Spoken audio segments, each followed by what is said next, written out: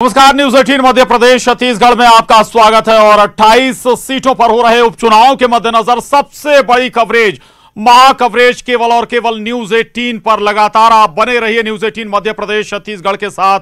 आपको बता दें कि आज 28 सीटों पर मतदान हो रहा है और इस लिहाज से ये 28 सीटें जहां बाय इलेक्शन हो रहा है, उपचुनाव हो रहा है, सरकार की किस्मत का भी फैसला करेंगी, कांग्रेस के भविष्य का भी ये 28 सीटें आज फैसला करने वाली। ईवीएम में कैद हो जाएगी किस्मत कांग्रेस और बीजेपी की। हालांकि एक तीसरा फैक्टर जरूर जो महत्वपूर्ण है और वो है बहुजन समाज पार्टी का। हालांकि ये फैक्टर जो सबसे ज्यादा काम करेगा वो ग्वालियर चंबल की 16 सीटों पर काम करेगा और उसमें से भी कुछ 8 सीटें ऐसी हैं जहां पर बहुजन समाज पार्टी का निर्णायक वोट साबित होता है और उस लिहाज से आप कह सकते हैं कि यहां पर तस्वीर कुछ भी हो सकती है। और वैसे भी ग्वालियर चंबल का जो मतदाता है वो अक्सर चौंकाता भी रहा है।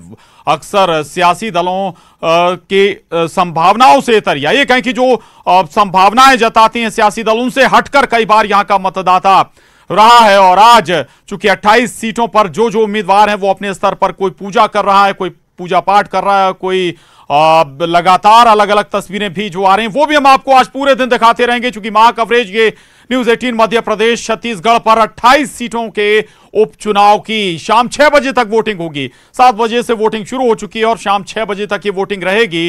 ये भी बता दें कि इस बार चूंकि कोरोना संक्रमण काल में खास इंतजाम प्रशासन और चुनाव आयोग की तरफ से किए गए हैं ताकि किसी भी तरह की गड़बड़ी, किसी भी तरह की दिक्कत लोगों को ना हो। आखिरी का 1 घंटा उन लोगों के लिए तय किया गया है, रखा गया है जो या तो कोरोना संक्रमित हैं या फिर संदिग्ध हैं। उस लिहाज से उन्हें विशेष इंतजाम उनकी वोटिंग के लिए किए गए हैं। और न्यूज 18 लगातार आपसे अभी से अपील करता है कि बाकी सब काम बाद में, अगर आप इन 28 सीटों के वोटर हैं, इन 28 सीटों में आपका वोट है तो अपने वोट का इस्तेमाल आज जरूर करें। क्योंकि अगर आज आप वोट नहीं करेंगे तो फिर शिकायत करने का कोई वजह नहीं होगी आपके पास, अपनी समस्याओं को लेकर सवाल उठाने की कोई वजह आपके पास नहीं होगी। क्योंकि आज ही आपको निर्णय करना है, आज ही तय करना है कि आप किसके वादों पर भरोसा करते हैं, किसके दावों पर भरोसा करते हैं, कौन आपके लिहाज से बेहतर जनप्रतिनिधि। अगर आप वोट देते हैं तब आपका अधिकार, ना केवल आपका यह अधिकार है बल्कि आपका यह अधिकार भी बन जाता है कि अपने जनप्रतिनिधि से सवाल करें कि आपने उसे वोट दिया और आपका या क्षेत्र का विकास कब होगा, कैसे होगा। और आप उन वादों को भी पूछ पाएंगे, उन वादों पर भी, दावों पर भी सवाल उठा पाएंगे जो लगातार कैंपेन के दौरान कांग्रेस बीजेपी लगातार करते नजर आए हैं। और लगातार हम आपको अलग अलग तस्वीरें भी दिखा रहे हैं। हमारे तमाम संवाददाता जुड़ रहे हैं, पूजा भी हमारे साथ, पूजा माथुर हमारे साथ बनी हुई हैं मैदान में। और लगातार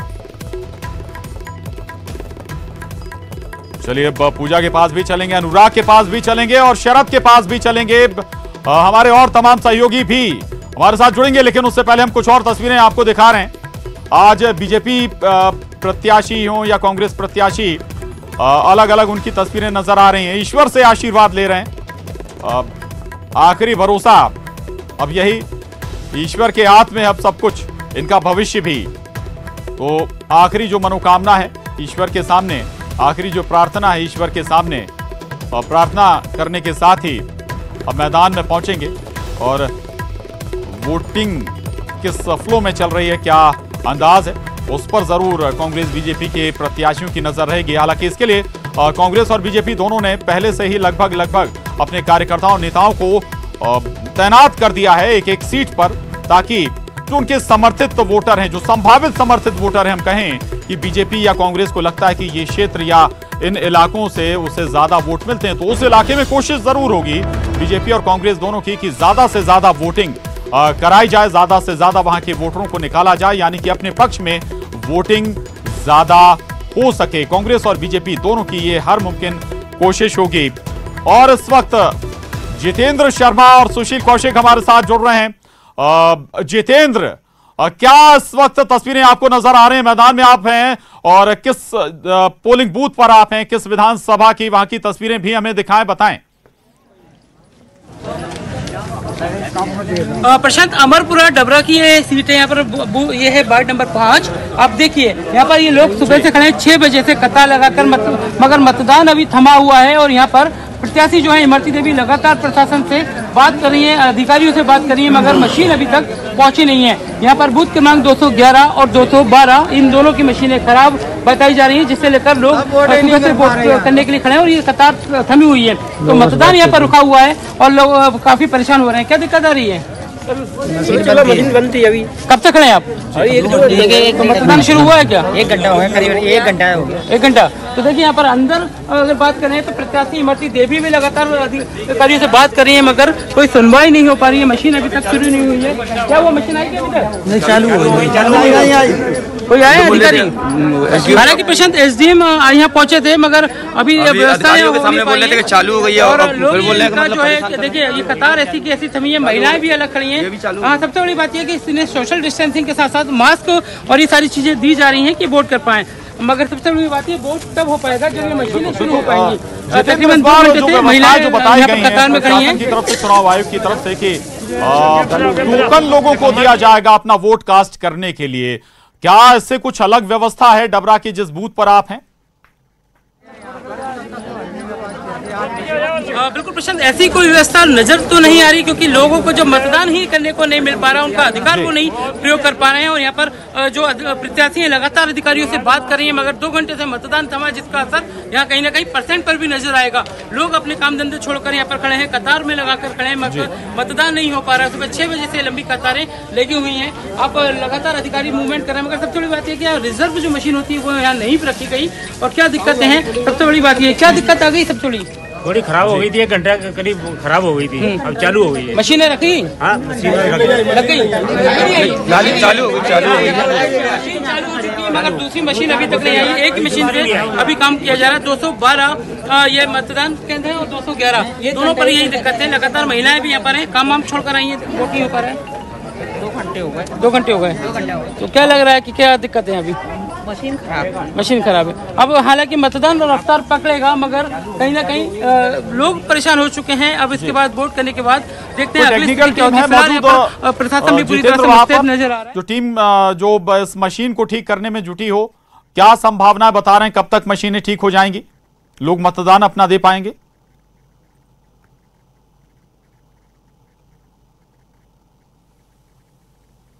मतदान रुक गए थे 2 घंटे से बताया जा रहा है। 211 212। हाँ, थोड़ा सा सीआरसी करने में दिक्कत हो गई। अब सभी स्टार्ट हो गए पूरे। तो क्या रहेगा ये 2 घंटे जो रुका है, आगे टाइम दिया जाएगा? तो जो हमारा टाइम है 7 बजे का, उसके बाद जितने भी मतदाता होंगे उन सभी को बुला के पर्चियां दे दी जाएंगी। जितना भी टाइम लगेगा वोटिंग। और ये टोकन सिस्टम से क्या फायदा नया जो दिया जा रहा है? टोकन सिस्टम से ये फायदा है कि ये जो मेंटेन होती है, भीड़ लगाते हैं तो टोकन में वेटिंग में बैठ के आराम से रुक सकते हैं और उसके बाद वो टोकन के साथ अब मतदान चालू हो चुका है, कंटिन्यू चालू। बिल्कुल अधिकारी हैं साथ में, बता रहे मतदान आपको फिर से गति दी जा रही है। मगर सबसे बड़ी बात ये मतदान 2 घंटे रुका था, जिसको आगे भी टाइम दिया जाएगा। यहाँ पर एसडीएम जितने भी वोटर्स आएंगे जी जितने भी वोटर्स आएंगे 7 बजे के बाद उनको सबको पर्चियां दे दी जाएंगी, सबसे वोटर।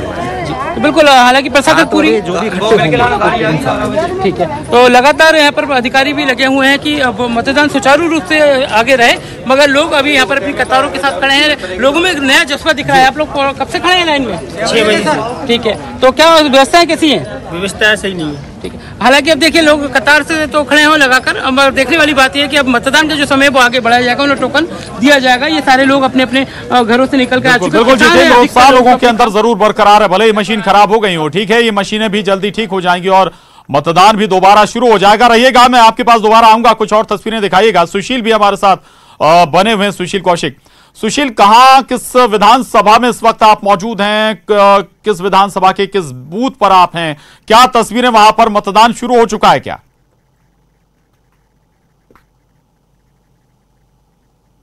बिल्कुल प्रशांत, देखिए ग्वालियर में मतदान शुरू हो चुका है। हम इस वक्त ग्वालियर विधानसभा क्षेत्र इलाके में हैं। यहाँ एक पोलिंग बूथ है जहाँ पर मतदान चल रहा है और कैबिनेट मंत्री प्रद्युम्न सिंह तोमर भी, जो ग्वालियर विधानसभा से बीजेपी के प्रत्याशी, थोड़ी देर बाद यहाँ से निकलने वाले, वो भी वोट करने के लिए जाएंगे और हमारा प्रयास होगा कि उनसे भी बात की जाए। तो आसपास जो मतदान है वो मतदान केंद्रों पर चल रहा है। फिलहाल किसी तरह की कोई परेशानी कहीं नजर नहीं आ रही है, लेकिन थोड़ी देर बाद मंत्री प्रद्युम्न सिंह तोमर भी यहाँ मतदान करने के लिए पहुंचेंगे, तो उस वक्त हम उनकी बात भी करेंगे और उसके अलावा यहाँ के जो हालात है वो हालात भी पूरी तरह से बताएंगे।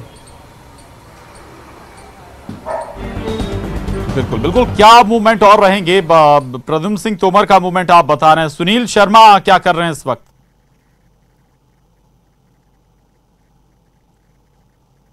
सुनील शर्मा भी लगभग 8:15 बजे के करीब उनका मत डालने का समय है, वो अपने पोलिंग बूथ पर पहुंचेंगे थोड़ी देर बाद। इसके अलावा ग्वालियर पूर्व विधानसभा क्षेत्र के प्रत्याशी सतीश सिकरवार वो भी अपने पड़ोस के पोलिंग बूथ पर पहुंचेंगे। इसके बाद करीब 8:30 बजे ज्योतिरादित्य सिंधिया राज्यसभा सांसद जो बीजेपी के हैं वो पहुंचेंगे मतदान करने के लिए यहाँ ग्वालियर पूर्व विधानसभा क्षेत्र में। और ग्वालियर पूर्व विधानसभा क्षेत्र में ही नरेंद्र सिंह तोमर भी आज मतदान करेंगे। तो कहीं ना कहीं दिग्गज लोग भी आज मतदान करेंगे और मतदान की प्रक्रिया जैसे जैसे आगे बढ़ती जाएगी वैसे वैसे मतदान का प्रतिशत भी आगे बढ़ेगा। और जो इंतजामों की बात करें तो पर्याप्त इंतजाम यहाँ नजर आ रहे हैं फिलहाल। जी बिल्कुल बिल्कुल। ग्वालियर का ही जिक्र कर लेते हैं। सुनील शर्मा और प्रद्युम्न सिंह तोमर का बूथ अलग अलग है या एक ही बूथ में दोनों का वोट होगा? सुशील। बिल्कुल, देखिए दोनों का बूथ अलग अलग है। प्रद्युम्न सिंह तोमर का बूथ वीटीआई स्कूल के पास है और सुनील शर्मा का पोलिंग बूथ जो है किला गेट इलाके में है। तो दोनों के पोलिंग बूथ अलग अलग है, दोनों का मिलन फिलहाल तो नहीं हो पाएगा, लेकिन दोनों का जो समय है लगभग एक ही समय है जब वो मतदान के लिए पहुंचेंगे अपने अपने पोलिंग सेंटर पर। और आज वो खुद भी अपनी किस्मत का बटन दबाएंगे और मतदाता भी जो है इस इलाके के करीब 3 लाख मतदाता वो पोलिंग बूथ पर पहुंचकर इनके भाग्य का बटन दबाएंगे। ठीक है, रहिएगा सुशील, आऊंगा आपके पास। और शिवपुरी से अशोक अग्रवाल हमारे साथ जुड़ गए हैं। अशोक, क्या तस्वीरें हैं आपकी विधानसभा से? प्रशांत, मैं आपको बता दूं, मैं इस समय पोहरी विधानसभा के परीक्षा मतदान केंद्र जो मतदान केंद्र क्रमांक 172 है वहां पर मौजूद है। यहां पर सुबह 7 बजे से मतदान शुरू हो गया है। मतदान की गति थोड़ी धीमी है लेकिन मतदान शांतिपूर्ण ढंग से चल रहा है। कोरोना गाइडलाइन का पूरी तरह से यहां पर पालन किया जा रहा है और कोरोना गाइडलाइन के तहत यहां मतदान चल रहा है। अब से कुछ देर पहले ग्राम राठखेड़ा में जो भाजपा प्रत्याशी हैं सुरेश राठखेड़ा, मध्य प्रदेश सरकार के राज्य मंत्री हैं, उन्होंने मतदान किया और उसके बाद उन्होंने वहां से अपने क्षेत्र के लिए निकल गए हैं। और इस समय मैं बमरा में परीक्षा मतदान केंद्र पर मौजूद हूँ। जी प्रशांत। सुरेश धाकड़ मतदान कर चुके हैं, कांग्रेस प्रत्याशी ने मतदान किया क्या भी? नहीं, अभी कांग्रेस के जो प्रत्याशी हरिवल्लभ शुक्ला, चूंकि उनका मतदान केंद्र सेबड़ा गांव में पड़ता है तो अभी वो वहां नहीं पहुंचे हैं। और अभी राठखेड़ा के जो राठखेड़ा ग्राम में सुरेश राठखेड़ा जो भाजपा के प्रत्याशी हैं वो मतदान करके निकल चुके हैं। जी प्रशांत। ब्रेक एक बार फिर आपका स्वागत है। महाकवरेज न्यूज 18 मध्य प्रदेश छत्तीसगढ़ की 28 विधानसभा उपचुनाव की पल पल की जानकारी, एक एक तस्वीर हम लगातार आप तक पहुंचा रहे हैं और आगे भी पहुंचाते रहेंगे। हमारे साथ जितेंद्र लगातार बने हुए हैं, सुशील कौशिक भी बने हुए हैं, अशोक अग्रवाल भी हमारे साथ बने हुए, लेकिन 2 खास मेहमान जिनसे हम आपका तारुफ एक बार फिर करा देते हैं। सुमित ओरछा हमारे साथ हैं बीजेपी से, अपराजिता पांडे जी हमारे साथ हैं कांग्रेस से। और बहुत महत्वपूर्ण यहां पर हो जाता है, ये 28 विधानसभा दोनों की किस्मत का सवाल है, यानी कि कांग्रेस और बीजेपी। कांग्रेस की जहां भविष्य का सवाल है तो बीजेपी की सरकार का सवाल यहां पर है। सुमित जी, बहुत महत्वपूर्ण यहां पर बार बार ये बात उठ रही कि बहुत कड़े मुकाबले में आप लोग फंसे हुए हैं। देखिए, विकास और बंटाढार के बीच में चुनाव है, कितना ही कड़ा मुकाबला होगा, जीतेगा विकास ही। यह लोकतंत्र में उत्तरदायित्वता की अवधारणा को निर्धारित करने वाला अति महत्वपूर्ण भारत की लोकतंत्र की यात्रा का चुनाव है, जहां इस बात को सुनिश्चित जनता करने जा रही है कि आप झूठे वादे करके, छल करके, गंगा जल हाथ में लेकर के, समयबद्ध घोषणाएं करके और फिर बाद में उनसे मुकर नहीं सकते हैं। आपको उनके प्रति निभाना पड़ेगा, करके दिखाना पड़ेगा, नहीं तो आपके जनप्रतिनिधियों पर इतना दबाव जनता बना देगी कि आप पूरा कार्यकाल नहीं कर सकेंगे, आपको कुर्सी त्यागनी पड़ेगी। आप झूठ बोल करके जनता से वोट ले जाकर के वादा खिलाफी नहीं कर सकते, यह जनता सुनिश्चित करने जा रही है। त्यागनी पड़ेगी या फिर देखिए जो हुआ एमपी में, देखिए ये एक दिन में नहीं हुआ। जनता ने पूछा, मुन्ना लाल गोयल जी ने विधानसभा के पटल पर बोला, 6 महीने पहले बोला इस पूरे घटनाक्रम के, कि मुझसे मेरे क्षेत्र के युवा पूछ रहे हैं कि हमारी बेरोजगारी भत्ता कब मिलेगा। कमलनाथ जी ने विधानसभा के पटल पर जब लिखित रूप से मना कर दिया तब उनका मोह भंग हुआ है। ऐसे अनेक विधायकों ने अपनी बात को लेकर के कमलनाथ जी से बार बार मुलाकात करने की, बात करने की कोशिश की, लेकिन कमलनाथ जी उन लोगों के बीच में वल्लभ भवन में कैद हो चुके थे और लोगों के पास से पहुंच से दूर हो गए थे, इसलिए उनके विधायक भी उनसे दूर हो गए और लाखों कार्यकर्ता उनके पास से चले गए। ठीक है, इस पर भी मैं प्रतिक्रिया जरूर लूंगा, लेकिन उससे पहले एक सवाल है अपराजिता जी। अमूमन पासिंग मार्क्स के लिए 33% अंक हासिल करने होते हैं, लेकिन कांग्रेस के सामने फिलहाल पहाड़ जैसा स्कोर है और 100% मार्क्स हासिल करने हैं। 100% मार्क्स कांग्रेस हासिल करेगी। ये चुनाव देखिए सिंपल सी बात है, सच और झूठ की बात है। विकास के मुद्दे पर तो जनता ने भारतीय जनता पार्टी को नकार दिया। स्कैमराज जो था वो जनता समझती है, इसीलिए इनको जनादेश नहीं मिला। कोविड जैसी महामारी में स्वास्थ्य मंत्री बेंगलुरु में रिसोर्ट पॉलिटिक्स खेल रहे थे। This is dangerous for India and every democracy across the world. जनता सब समझती है कि ये उपचुनाव क्यों हो रहे हैं। जनता ये जानती है कि लोकतांत्रिक प्रक्रिया से चुनी गई सरकार को कैसे गिराया गया। ये वोटों की राजनीति और नोटों की राजनीति के बीच चुनाव है। आज कमलनाथ जी की सरकार ने जो 15 महीनों में कर दिखाया, वो 15 साल के कुशासन में स्कैम राज नहीं कर पाए। इसीलिए सिंपल सी बात थी, जनादेश ये था कि भारतीय जनता पार्टी को कहा गया कि आप सरकार छोड़िए और दूसरी कांग्रेस पार्टी को गवर्न करने दीजिए। इन्होंने क्या किया? इन्होंने जनादेश को स्वीकार नहीं किया। क्या किया कमलनाथ जी ने इन 15 महीनों में? अगर छोटे चीजों में बता पाए, गौशाला बनवाएं, किसानों को राहत। इस पर भी मैं बात करूंगा, लेकिन एक बीजेपी की एक दलील हो सकती है। आपने कहा कि मेजॉरिटी कांग्रेस को मिली, बीजेपी कह सकती है कि हमें 50,000 वोट कांग्रेस से ज्यादा मिले। भारतीय जनता पार्टी यहां पे कुछ भी कहे, वोटों की राजनीति तो इन्होंने की ही नहीं, नोटों की राजनीति की, और वो भी कोविड जैसी महामारी में जनता को इस उपचुनाव में आना पड़ा। जो राशि हमारे कोविड वॉरियर्स को जा सकती थी, आज जो स्टेट की फैसिलिटीज हमारी इस महामारी से लोगों को बचाने में जा सकती थी, जनता देख रही है और इनको मुंह तोड़ जवाब मिलेगा इस उपचुनाव में। इनके सारे प्रत्याशी जो है जब हारेंगे और जनता इनको बाहर का रास्ता दिखाएगी, जो 15 महीने पहले भी कर चुकी से, नोटों से आप वोट नहीं खरीद सकते।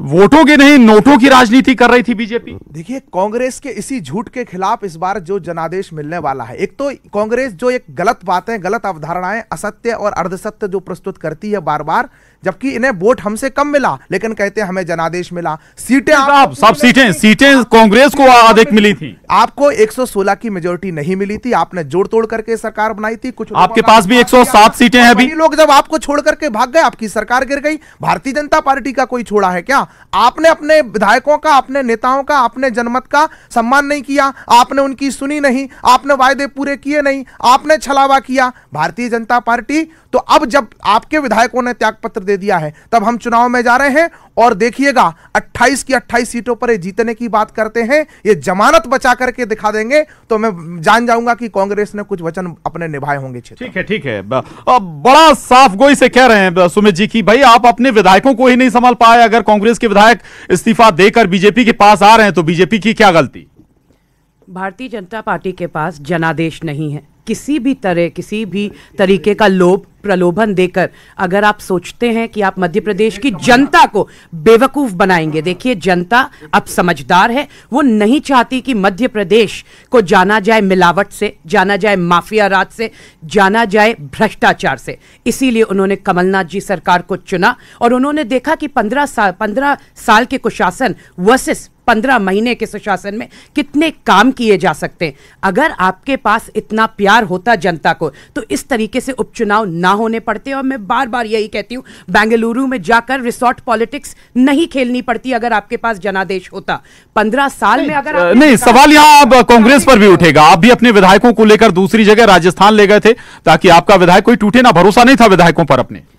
हमें पूरा भरोसा है जनता पर। जो भी छोड़ के अपनी पार्टी, अपने सिद्धांतों को जाना चाहता है, देखिएगा आप जनता मुंह तोड़ जवाब देगी। जनता अब इतनी, मध्य प्रदेश की जनता समझदार है, समझती है कि ये उपचुनाव क्या हो रहे हैं। मैं वही बताऊंगी आपको, ये सच और झूठ के बीच चुनाव है और जनता इनको करारा जवाब देगी। सुमित जी ने आज बड़ी अच्छी बात कही है, फिर मैं उनसे बात करूंगी। जमानत जब्त होने की बात नहीं, जब इनके 28 की 28 सीटों पे इनके प्रत्याशी हारेंगे। और क्यों हारेंगे? क्योंकि जनादेश इनको नहीं मिला था 15 महीने पहले। आज भी जनता इनके साथ नहीं है। और जितना भी आप कर लीजिए, हम भारत इतनी ओल्ड डेमोक्रेसी है, लोकतंत्र है। ये लोकतंत्र को बचाने का चुनाव है, सत्य को बचाने का चुनाव है। जनता आज भी आपके साथ नहीं है और बहुत सारे भारी शब्दों का इस्तेमाल अपराजिता कर रहे हैं। लेकिन एक सवाल और मैं इसके साथ जोड़ूंगा कि भाई ना केवल बेहद कड़ा मुकाबला बल्कि 3 सीटें 25 सीटों पर कांग्रेस बीजेपी के बीच सीधा मुकाबला कहा जा रहा है। 3 सीटें ऐसी जहां पर बीएसपी भी खेल बिगाड़ सकती है। देखिए, यह सबका साथ सबका विकास और जिहादी तुष्टीकरण जो भोपाल में हुआ है, इसके मध्य का चुनाव हो रहा है। यह लोकतंत्र में अगर आप जनता से वायदे करेंगे तो आप उन्हें पूरा करते हैं। प्रथम कैबिनेट में केंद्र की सरकार ने हमने वादा किया कि हम किसानों को जो है 6,000 रुपए सम्मान निधि देंगे, तो पहली कैबिनेट में कर दिया। आज जनता उन सवालों पर कांग्रेस से जवाब मांग रही है कि जिनको इन्होंने घोषणा कर दी थी कि हमने पूरा कर दिया, वो 20 पुलिस वाले कोई दिखा दें जिनको रोस्टर के हिसाब से छुट्टी मिल गई हो, वो 20 बेटियां दिखा दें जिन्हें स्कूटी मिल गई हो, वो 20 नौजवान खड़े करके दिखा देते पूरे चुनाव कैंपेन में जिन्हें बेरोजगारी भत्ता। 15 महीने की जगह 5 साल तो काम करने देते ना, समय तो देते आप।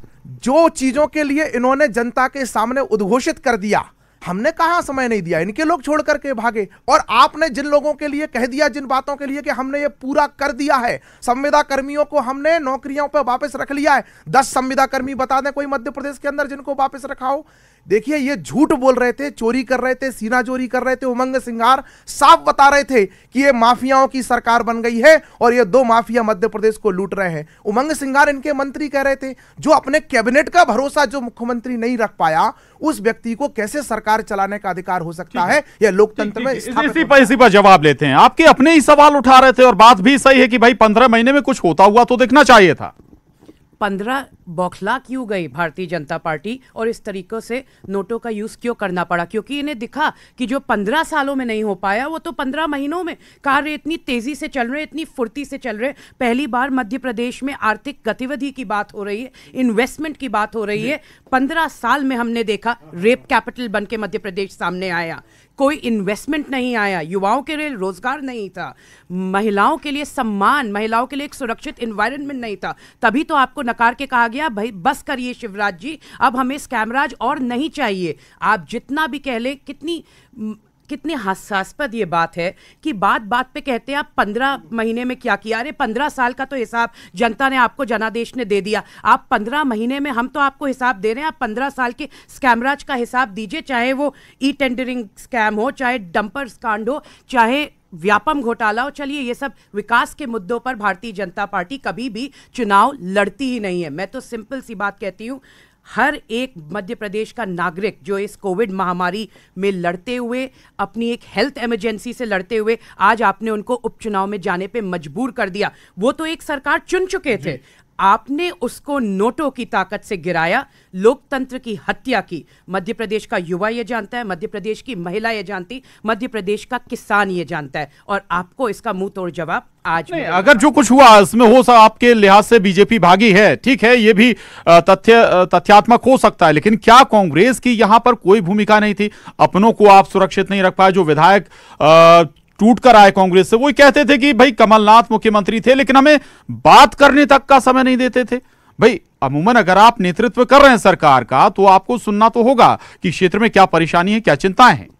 सुनते तो सबकी हैं, बट कभी कभी यही हो जाता है, राजनीति सिद्धांतों पे की जाती है, राजनीति एक आइडियोलॉजी पे की जाती है। वही मैंने कहा, जो लोग छोड़ना चाहते हैं छोड़ें, जाएं, बट जनता उनको जवाब देगी, क्योंकि उन्हें दिख रहा है आप अपने लोभ के लिए, अपने प्रलोभन के लिए मध्य प्रदेश की जनता को ठग नहीं सकते, कांग्रेस पार्टी को ठग नहीं सकते, लोकतंत्र को ठग नहीं सकते। ये सब जनता देख रही है, और फिर मैं कहूंगी, सच और झूठ की लड़ाई में हमेशा सत्य की विजय होती है। ठीक है, सत्य की विजय होती है, एक बहुत महत्वपूर्ण बात यहां पर जरूर। लेकिन सुमित जी, ग्वालियर चंबल जो बहुत महत्वपूर्ण है, जहां से बहुत चीजें बदलने वाली हैं, ग्वालियर चंबल में कई बार वोटर चौंकाता भी रहा है, और वहां पर जरूरी नहीं कि जो आप प्रेडिक्शन कर रहे हैं शायद वही हो स्थिति। ग्वालियर चंबल हमेशा से अन्याय, अत्याचार, लूट खसोट के खिलाफ बागी होता रहा है, हमेशा। यही बात तो कांग्रेस कह रही है, और इसलिए कांग्रेस के 15 महीने के कुशासन के खिलाफ ग्वालियर चंबल से बगावत हुई,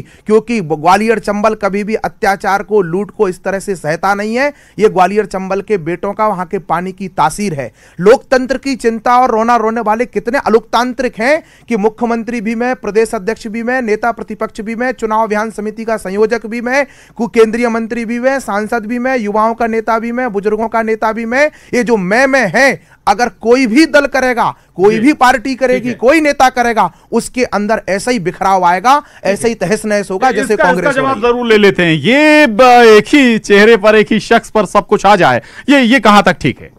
देखिए, फिर मुद्दों को भटकाने की बात। भारतीय जनता पार्टी हमेशा कांग्रेस पार्टी की बात करती है। हम अपनी पार्टी कैसे चलाएंगे, हमें किस तरीके से काम करना है, वो हमारे ऊपर छोड़ दीजिए। सब कुछ एक ही परिवार के पास रहेगा। एक ही परिवार, एक ही नहीं। कमलनाथ जी का चेहरा विकास का चेहरा है।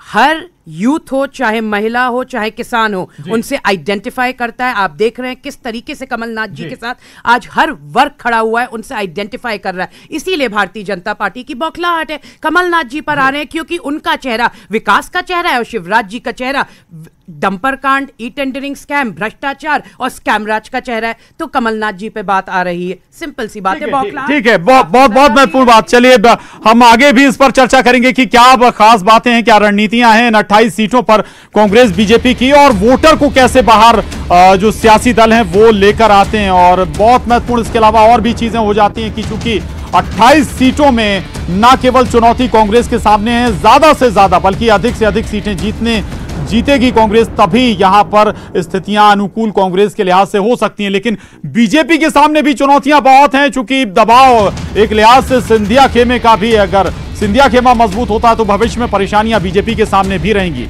एक छोटे से ब्रेक के लिए रुक रहे हैं, फौरन लौटेंगे। एक बार फिर आपका स्वागत है न्यूज 18 मध्य प्रदेश की इस महा कवरेज में। 28 सीटों पर बाय इलेक्शन, और इन 28 सीटों पर क्या क्या तस्वीरें हैं, कैसे पल पल तस्वीरें बदलेंगी, वो भी हम आपको दिखाएंगे।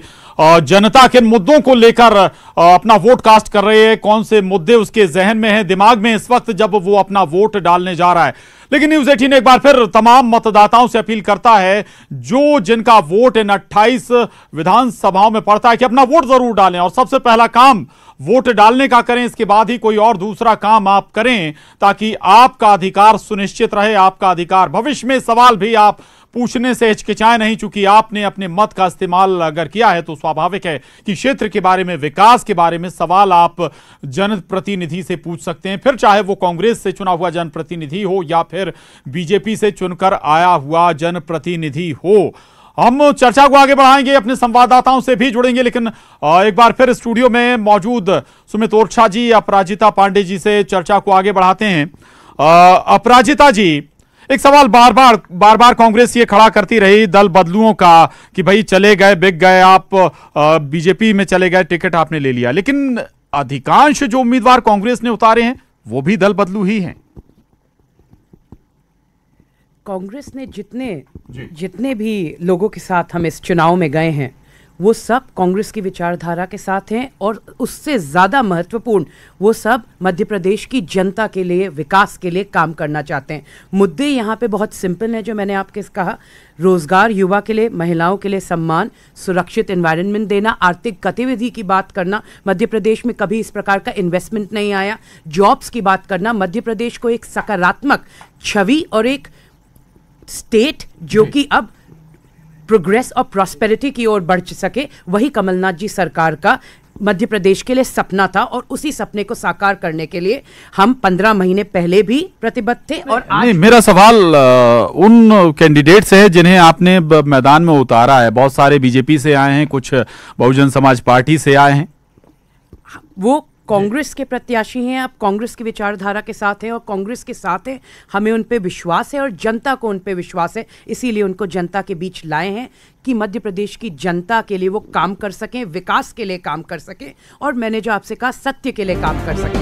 हम जनादेश को स्वीकार करने वाली पार्टी हैं। हम मन की बात में विश्वास नहीं करते, हम काम की बात में विश्वास करते हैं, हम जन की बात में विश्वास करते हैं। जैसा मध्य प्रदेश की जनता चुनेगी, वही कांग्रेस पार्टी सम्मान से एक्सेप्ट करेगी। मैं बिल्कुल आऊंगा और सुमित जी के पास भी जाऊंगा, जिस पर जो आप बात आप करें उस पर रिएक्शन। लेकिन इस वक्त एक बड़ी खबर मुरैना से है, जहां पर पोलिंग बूथ के बाहर गोली चली है और इसके बाद कुछ देर के लिए मतदान रुक भी गया है। दरअसल ग्वालियर चंबल में मतदान के दौरान हिंसा कोई नई बात नहीं है, और इसी लिहाज से लगातार चुनाव आयोग भी दावे भी कर रहा था कि यहां पर ज्यादा सख्त व्यवस्था की गई है ताकि किसी भी गड़बड़ी को रोका जा सके। लेकिन सुमावली विधानसभा क्षेत्र में फायरिंग की खबर है। इस वक्त की बड़ी खबर है, जतावर में बताया जा रहा है सुमावली के, जहां पर फायरिंग हुई है। पोलिंग बूथ के बाहर ही गोली चली है। क्या वजह, किसने गोली चलाई, अभी तक ये साफ नहीं हो पाया, लेकिन इस गोलीबारी के बाद मतदान जरूर वहां पर रोक दिया गया है। मुरैना से ये महत्वपूर्ण खबर है। मुरैना की सुमावली विधानसभा में गोली चली है, फायरिंग हुई है। किसने ये फायरिंग चलाई है, क्या इस मामले में अभी तक एक्शन हुआ है, ये अभी तक साफ नहीं हो पाया। लेकिन पोलिंग बूथ पर जरूर अभी मतदान कुछ देर के लिए थम गया है, कुछ देर के लिए रुक गया है। और इस बात का न्यूज 18 ने पहले भी ये बात उठाई थी कि खासतौर से ग्वालियर चंबल में ज्यादा सतर्कता की दरकार है, चूंकि हिंसा वहां पर अक्सर होती रही। दुष्यंत सिकरवार हमारे साथ मुरैना से जुड़ गए हैं और जानकारी के साथ। दुष्यंत, क्या जानकारी है, किस पोलिंग बूथ के बाहर ये गोली चली, कौन किसने ये हरकत की है?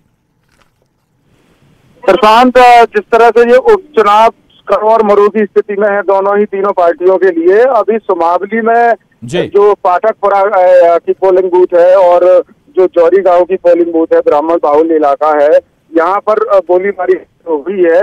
और जो गोली चलाई है वो भाजपा के लोग हैं। भाजपा प्रत्याशी जो ईदल सिंह कंसाना मंत्री है, उनके भाई उम्मीद कंसाना पर जो कजन है उन पर आरोप है। उनके साथ बड़ी मात्रा में उनके समर्थक थे और वो पोलिंग बूथ, क्योंकि वहां पर जो इलाका है वहां पर ज्यादातर जो कांग्रेस प्रत्याशी है उनके समाज के लोग हैं, अजब सिंह कुशवाहा थे, तो वहां पर जाकर उन्होंने मतदान को प्रभावित किया और वहां फायरिंग की और वहां से फरार हो गए। पुलिस जब प्रशासन ने कोई एक्शन लिया अभी तक इस मामले में? पुलिस वहां पहुंची बड़ी संख्या में, उसको छावनी में तब्दील कर दिया है। लेकिन उससे पहले जो उपद्रवी थे वो भाग गए हैं और एक व्यक्ति जो बघेल कुशवाहा नाम का युवक है वो घायल भी हुआ है। जी जी जी, मतदान शुरू हो पाया दोबारा या फिर वक्त लगेगा अभी? जी, अभी फिलहाल मतदान वहाँ रुका हुआ है, क्योंकि जो मतदाता हैं उनके अंदर एक डर और भय व्याप्त हो गया, क्योंकि गोलीबारी की घटना हुई है। तो अब पुलिस समझाए की कोशिश कर रही है लोगों को। वहाँ कुछ ही देर में मतदान फिर से शुरू हो जाएगा। जी रहिएगा दुष्यंत, मैं आपके पास दोबारा आऊंगा। लेकिन ये बहुत महत्वपूर्ण है, ग्वालियर चंबल में जहां पर हमेशा से हिंसा कोई नई बात नहीं है राजनीति के दौरान और खासतौर से चुनाव के दौरान, और ये आज वोटिंग हो रही है और वोटिंग के बाद सुमावली विधानसभा क्षेत्र में ये तस्वीर भी सामने आ गई जहां गोली चली है। दल सिंह कंसाना के रिश्तेदार बताए जा रहे हैं जिन पर ये आरोप लगा है फायरिंग का। महत्वपूर्ण मसला है और आगे प्रशासन को पूरे दिन ध्यान जरूर देना होगा कि 16 विधानसभा सीटों पर किसी भी तरह की कोई गड़बड़ी सामने ना आए। सुमित ओरछा जी, आपके प्रत्याशी उनके समर्थक गोलीबारी कर रहे हैं, ये ठीक नहीं है? ये बिल्कुल असत्य बात है। भारतीय जनता पार्टी इस पूरे चुनाव के दौरान कल से ही हम ये आशंका जता रहे हैं कि कांग्रेस के लोग इस तरह के षड्यंत्र। हमारे संवाददाता मौके पर मौजूद हैं, सुमित जी बता रहे हैं दल सिंह कंसाना के रिश्तेदार हैं। ये कांग्रेस है, ये किस षड्यंत्र से किनको रिश्तेदार बता करके क्या करवाएगी, अभी जांच होने दीजिए, चीजें सामने आने दीजिए। भारतीय जनता पार्टी इस तरह के किसी भी कृत्य को ना करती है ना सहन करती है। मुझे प्रशासन पर, चुनाव आयोग पर पूरा भरोसा है। हम कांग्रेस की तरह संवैधानिक संस्थाओं पर प्रश्न चिन्ह नहीं उठाते हैं। हमें भरोसा है कि सरकार और प्रशासन ठीक कार्रवाई करेगा, जो भी होगा वो सामने आएगा। लेकिन बहुत प्रारंभिक सूचना के आधार पर कौन किसका रिश्तेदार बनकर के चुनाव में किस तरह के षड्यंत्र करते हैं, ये कांग्रेस ने एक नहीं अनेकानेक चुनाव को इस तरह से प्रभावित करने का इनका बड़ा पुराना अनुभव है। इसलिए इतने प्रारंभिक सूचना के आधार पर किसी भी तरह से इसका निष्कर्ष नहीं निकाला जा सकता है ये चुनाव में इस तरह की गड़बड़ियां करते रहे हैं। बहन अपराजिता जी कह रही थी हमारी कि कमलनाथ जी का चेहरा ऐसा चेहरा, कमलनाथ जी का चेहरा मध्य प्रदेश के अंदर बहानेबाजी का है, बंटा ढार। मैं उस पर आ रहा हूं, उस पर रिएक्शन ले लेते हैं पहले। अपराजिता जी, ठीक बात है, प्राथमिक सूचना के आधार पर हमें किसी निष्कर्ष पर नहीं पहुंचना चाहिए, लेकिन दल सिंह कंसाना के रिश्तेदार पर गोलीबारी का आरोप है। कह सकते हैं आपकी बीजेपी के उम्मीदवार ऐसी हरकत करा रहे हैं, लेकिन दल सिंह कंसाना कभी कांग्रेसी भी थे। निष्कर्ष पर जनता पहुंच चुकी है। हम पहुंचे या ना पहुंचे, निष्कर्ष पर जनता पहुंच चुकी है। बड़े दुर्भाग्य से अब आप देख रहे हैं कि किस प्रकार के षड्यंत्र ये लोग कर रहे हैं। कांग्रेस पार्टी पर बोल रहे षड्यंत्र करेंगे। अरे इतना बड़ा षड्यंत्र कर दिया कि एक लोकतांत्रिक तरीके से चुनी गई सरकार को गिरा दिया। इससे बड़ा षड्यंत्र, इससे बड़ा धोखा आप मध्य प्रदेश की जनता के साथ क्या करेंगे? अब कुछ नहीं चल रहा, समझ में आ रहा है दैट हार निश्चित है, साफ दिखाई दे रहा है। तो इस प्रकार के हथकंडों पे भारतीय जनता पार्टी उतर आई है। शर्मनाक कहूंगी मैं ये, एक लोकतांत्रिक प्रक्रिया से जिस तरीके से ये लोग। और बात करते हैं इंस्टीट्यूशंस की, भारतीय जनता पार्टी ने हर एक एजेंसी का यूटिलाइजेशन अपने बेनिफिट के लिए किया। आपके पास दोबारा आ रहा हूं एक और चीज सुमित जी ने कहा, पर कोई कंटिन्यू करिएगा। मैं आ रहा हूं आपके पास। मेरे सहयोगी मनोज राठौर इस वक्त जुड़ रहे हैं, मंत्री महेंद्र सिंह सिसोदिया उनके साथ हैं। मनोज, क्या इस वक्त चल रहा है महेंद्र सिंह सिसोदिया के जहन में, मन में, चूंकि अब आज उनकी किस्मत भी ईवीएम में कैद हो जाएगी? मनोज,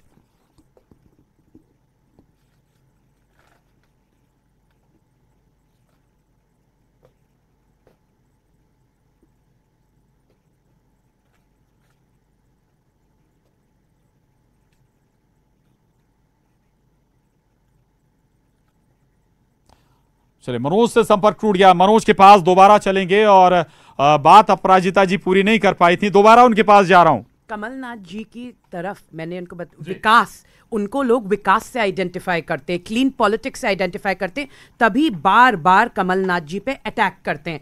एक डेमोक्रेसी में इनएलिएनेबल राइट होता है कि हम अपना कोई भी पार्टी स्टार प्रचारक सुनी। आपने देखा इन्हें कैसी मुंह की खानी पड़ी जब सुप्रीम कोर्ट ने इनका, जिस तरीके से इनको बर्खास्त कर दिया गया इनका निर्णय। कमलनाथ जी के पीछे पड़ने से ज्यादा जनता के लिए काम चुनाव आयोग ने जो दर्जा खत्म किया था वो बीजेपी ने नहीं किया था। ठीक, मैं आऊंगा, आपके पास आऊंगा। मनोज हमारे साथ एक बार फिर जुड़ गए।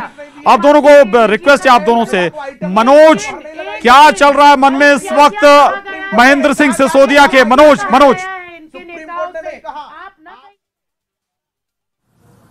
जी बिल्कुल, रात को करीब 4 बजे तक जो है पोलिंग बूथ पर जाके भ्रमण किया था और अब 1 घंटे की बस नींद ली है। हालांकि वो नींद नहीं कहेंगे। और हमारे साथ महेंद्र सिंह सिसोदिया मौजूद है। सर, क्या मन में चल रहा है, क्योंकि काफ़ी दिनों से जो है लगातार आप प्रचार प्रसार में थे?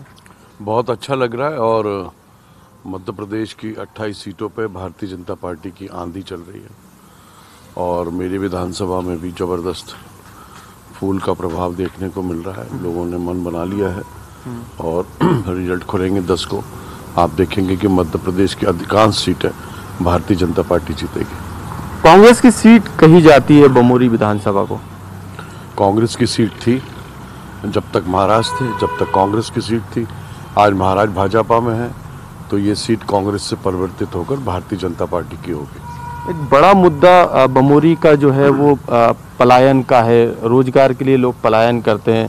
पिछले 10 सालों में कुछ नहीं हुआ यहाँ पे। ये आपको किसने कहा कि 10 सालों में कुछ नहीं हुआ? जनता बोल रही। जनता नहीं बोल सकती है, नेता बोल सकता है। अगर आप क्षेत्र में जाके भ्रमण करेंगे, हर जगह जगह सड़कों का जाल बिछा हुआ है, सब स्टेशन बने हुए हैं, 132 सब स्टेशन बने हुए हैं। आपके तालाब, सैकड़ों के तालाब में तालाब बने हुए हैं। कॉलेज भी सैंक्शन हो गया, ग्वालटोलिया बांध भी सैंक्शन हो गया और प्रगति और विकास की तरफ बढ़ रहा है बमोरी। यहाँ तक पलायन की बात है, ये मैं मानता हूँ कि एक कोई उद्योग ऐसा आना चाहिए जिससे पलायन रुके। उसके लिए हम आगे प्रगति प्रयास करेंगे कि इसमें कुछ न कुछ आगे बढ़कर हम उद्योग लाएं। आरोप लग रहे थे कई तरीके के, इतने में खरीद फरोख्त हो गई। लगातार कांग्रेस की तरफ से आप लोग पे आरोप लगाए जा रहे थे। आरोप लगा लें, 10 तारीख को सारे आरोप झूठे साबित होंगे जो जनता जिताएगी फूल को। आपके सामने जो है वो केएल अग्रवाल हैं इस समय मैदान में। पहले भी 2008 के जो नतीजे थे, उस लिहाज से आप क्या स्थिति देख रहे हैं बमोरी विधानसभा में? मैंने तो उनको 2 बार पटकाया। एक बार मैंने उनको 18,000 से हराया, एक बार 33,000 वोटों से हराया और अब की 60,000 वोटों से हारेंगे। अच्छा। और हो सकता है कांग्रेस पार्टी की जमानत जब्त ना हो जाए बमोरी में। बिल्कुल, ये थे महेंद्र सिंह सिसोदिया। और अब जो है 1 घंटे की नींद लेने के बाद अब जो है सिसोदिया यहाँ से जो पोलिंग बूथ है वहाँ उसके लिए निकल रहा है। तो उनका कहना है कि दावा है उनका कि 60,000 वोटों से आगे भी आपके पास आएंगे महेंद्र सिंह सिसोदिया। अपराजिता जी शायद सुमित जी नहीं सुन पाएंगे, लेकिन अपराजिता जी सिसोदिया कह रहे हैं कि आंधी चल रही है 28 सीटों पर, इस बार ऐसा ना हो कि जमानत जब्त हो जाए कांग्रेस की। आंधी चल रही है तभी 28 सीटों पर आप देखेंगे कि कांग्रेस की विजय होगी। ये बहुत सबसे देश में मैं आज कहूंगी सबसे निर्णायक चुनाव है। ये उपचुनाव इसलिए हो रहे हैं क्योंकि जनता फिर से दिखाना चाहती है कि 15 महीने हमने जिसको चुना था, आप उन्हें नोटों की शक्ति से एक लोकतांत्रिक चुनी गई सरकार को नहीं गिरा सकते। आज भी भारत एक लोकतंत्र है, डेमोक्रेसी है और यहाँ जनता की चलती है। आप जितना भी चाहेंगे अपने षड्यंत्र से, अपने मनी पार से, अपने नोटों से मध्य प्रदेश की जनता को खरीद नहीं सकते, विकास को नहीं खरीद सकते। कमलनाथ जी की सरकार वापस आएगी और मध्य प्रदेश फिर विकास की तरफ आगे बढ़ेगा। ठीक है, लेकिन आपको बता दें बमोरी विधानसभा के बारे में ही थोड़ा सा। दरअसल केएल अग्रवाल कांग्रेस की तरफ से हैं, जहां एक तरफ महेंद्र सिंह सिसोदिया भी कांग्रेस छोड़ बीजेपी में आए हैं दल बदल कर, वहीं केएल अग्रवाल का अगर जिक्र कर लें वो भी कई दलों में रह चुके हैं और पूर्व मंत्री भी हैं केएल अग्रवाल। महत्वपूर्ण है कि भाई आंधी तो चल रही है, अपराजिता कह रहे हैं, लेकिन अपराजिता जी का दावा है कि आंधी कांग्रेस के पक्ष में है। देखिए, इनके दावे और इनके वादे, इनका कोई औचित्य नहीं है प्रशांत जी। ये झूठ झूठ झूठ बोलने वाले, बहाने बनाए और बाद में हार जाएंगे तो कभी ईवीएम को दोष दे देंगे और बाद में कहेंगे ऐसा हो गया वैसा हो गया। मैं आपको बहुत स्पष्ट रूप से पूरा कांग्रेस के पूरे 15 महीने के कार्यकाल के इनके प्रमुख वादे कहने थी विकास का चेहरा, और मैं कह रहा था बहाने का चेहरा है कमलनाथ जी का। बिजली क्यों नहीं आ रही?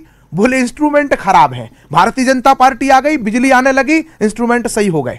ये कह रहे थे विकास क्यों नहीं हो रहा है? बोले खजाना खाली है, जैसे औरंगजेब का खजाना हो कि खजाना खाली है। टैक्स के आधार पर प्रशासन चलता है, टैक्स आता है, टैक्स सरकार खर्च करती है, लेकिन ये बहाने बनाते रहे, विकास किया नहीं, पैसा अटैचियों में भर करके इनके लोग इकट्ठा करते रहे, मध्य प्रदेश को लूटते रहे और मध्य प्रदेश की जनता जब विकास के लिए बोलती रही तो केवल बहाने बहाने बहाने, और इसी बहानेबाजी के खिलाफ जनता वोट देने जा रही।